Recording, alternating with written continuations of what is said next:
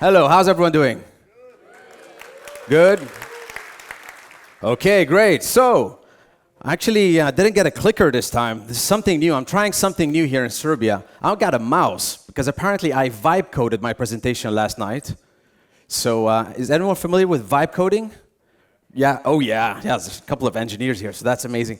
So this is actually a website that I've just developed around midnight. So I'm gonna be scrolling through my presentation, or through my website. Okay, so great to be here. Let's see. Before we kick things off, it's great to be in Niche, great to be here, so thank you very much for the invitation. I've actually been a Webflow enthusiast for the past, what is it now? It's less than a decade, it's about 8 years. And I've used it in many of my startups, in my venture fund, and a lot of my businesses. We actually did launch an enterprise project, my first enterprise project a couple of weeks ago. 32 markets, 16 languages. So that was an amazing launch. Thank you very much for the Flow Ninja team. What a crazy project that was. So, we're going to talk about marketing. And I thought there's one specific thing that nobody actually is talking about in marketing, which is what we're calling the ghost marketing. So what the heck is ghost marketing? Let's take a little look at this. But before we do that, let's take a step back. Once upon a time in a smoky internet cafe, teenager me sitting in the corner browsing the internet. Don't ask why. Okay, they got the joke. Took 2 seconds extra. Jokes aside, so I'm sitting there surfing the internet. These images are coming very slowly. And you're just, you're buzzed with energy. It's fucking amazing. We can swear in Serbia, right? That's okay. Okay, cool, thank you. I've been kicked off stage a few times. But one thing we knew for sure was that we know the rules of the internet. Everything was visible, traceable. A buyer would go on a website that would put in their details. This is my email, this is my name. Yeah, I want to buy your service. And we knew the rules of engagement. So that was the thing. But something is fundamentally changing about behaviors, and that has been shifting for the past couple of years. But we're seeing a tremendous change in the past 18, 24 months. So, how many people here, and I'm going to put you on the spot, how many here have been ghosted for some reason on Tinder? No? Has anyone been ghosted? Yes, my man, thank you. So we're being ghosted by buyers. They're going in, they're sneaking in, they're reading information, they're putting some disposable emails. They're ghosting your business. They're trying to accumulate and know everything about your business, but they don't want to give their contact details. And for this traditional way of doing business, and especially online marketing for B2B, it makes it pretty harsh. It's pretty complicated and difficult because you cannot do the attribution in the same way. So where does this actually come from? Well, this is the traditional funnel that we've seen all the way. You have a stranger, someone coming into your website, you started they do some kind of action, they download a white paper, whatever the heck they do, and you put them as an MQL. And soon enough, you hope that you will become an SQL, another kind of lead, an opportunity, they'll become a customer. Now, there is a tremendous shift that is happening. So essentially, what we're seeing now is that the discovery phase is becoming much longer, and the buyers are doing those journeys on their own. They're going on Reddit, talking with other people, they're at an event like this, and they're asking, what do you think about this tool? What do you think about this? So they're talking among themselves, they're going on Twitter or X, they're chatting in WhatsApp or Slack or whatever that is, they're DMing each other on Instagram. You cannot trace those conversations, so you don't actually know what is happening. So if we take a look, this is behavioral change that is coming, is 62% of the B2B influenced buyers are actually under 45 years of age in Europe. And if we look at this Gen Z and millennials, about 85% actually say that it's very frustrating. The whole process is broken. So what do we do about it? Ta-da! We're going to come to that. But one statement that I would like to make is that MQL, marketing qualified leads, it's dying. It's dead already. People are putting disposable email, they're putting fake email, they just want to see the content, just give it to me already. Why are you just gating the content, making me go through this horrible process to just get what I want? And as soon as you fill in your email, hell yeah, now you're getting marketing automation and dozens of emails that are static and not really personalized for you. So this way of looking at marketing leads is kind of changing as well. So this is the new persona. It's a ghost. It's unknown visitor number 9,285. What is this persona? They're self-guided. They know, of course, Gen Z, they know everything. They go online, they search for the information by themselves. They don't fill in any forms, and if they do, they'll use a disposable email, a fake email, some Hotmail that they used sort of when they were in high school. They cross a lot of different channels, 5, 7, even up to 10. And they buy in groups. They speak with their peers. They discuss. And now we see also sort of a rise of AI tools. So they're going in, they ask ChatGPT, Perplexity, whatever kind of drug you like in terms of AI.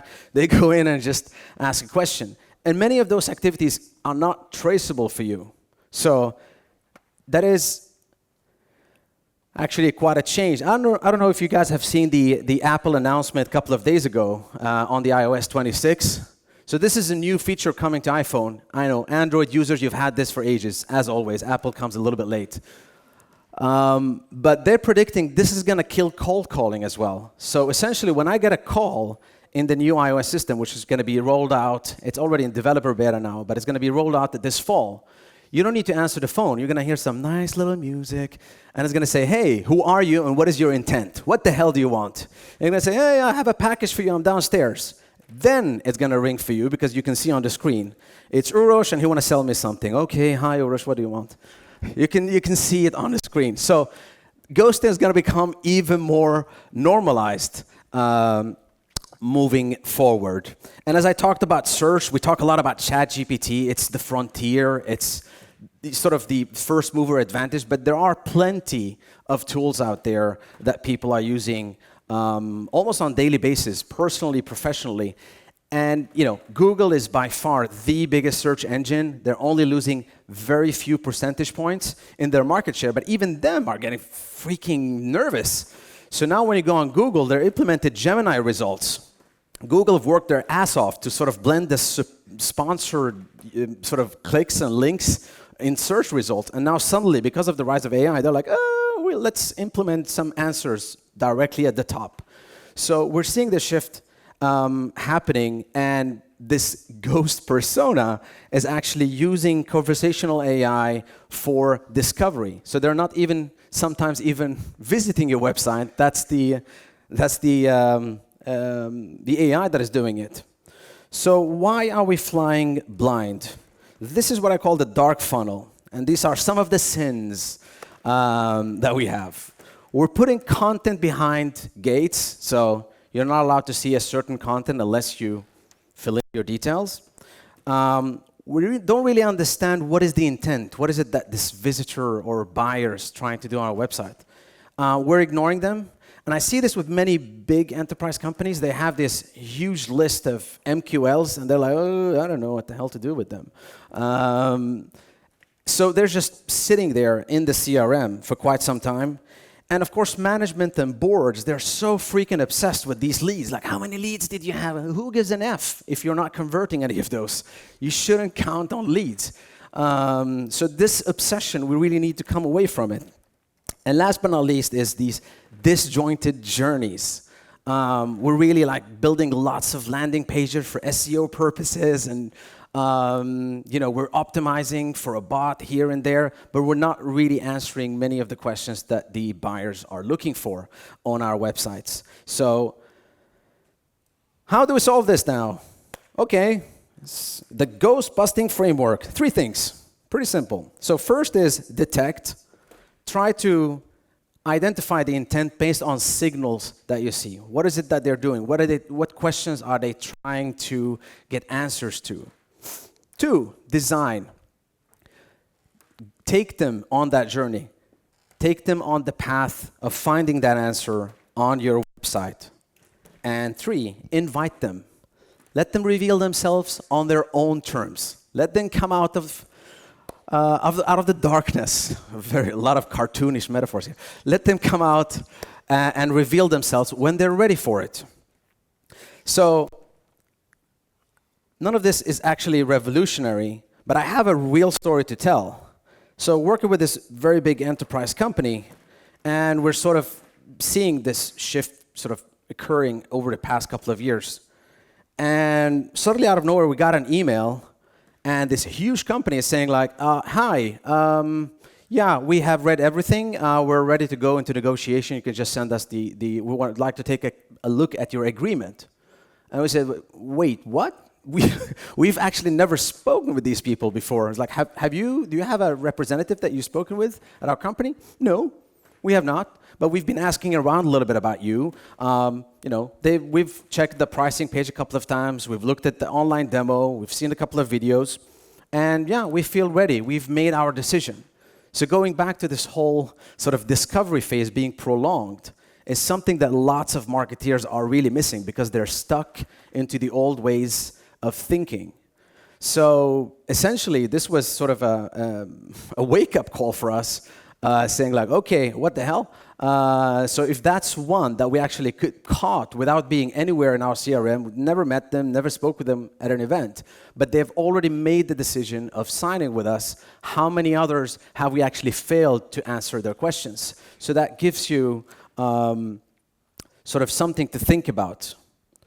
And much of what I'm talking about is actually based on Forrester research that was released probably 2 months ago, so this is quite fresh.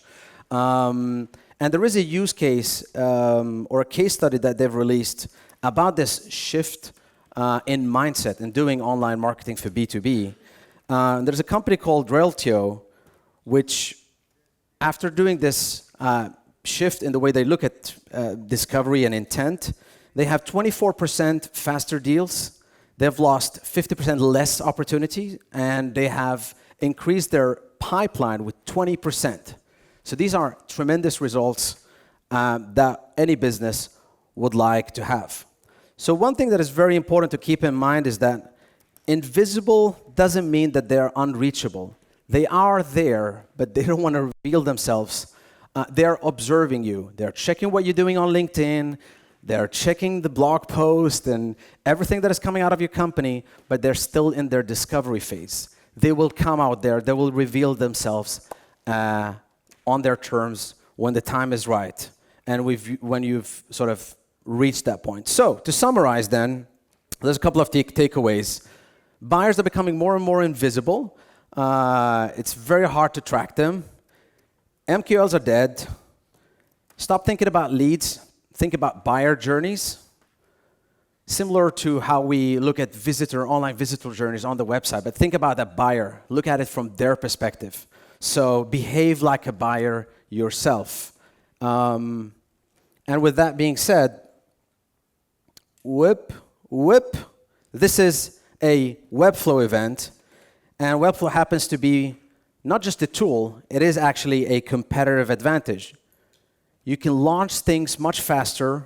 You can design the things that you want to do. You can A/B test them, and you can build for behavior. So you have a huge competitive advantage using Webflow because you actually own the full journey. So moving forward, hopefully you'll stop chasing these ghosts and broken funnels, and you'll start welcoming them and converting them for your growth. And with that being said, thank you very much for listening.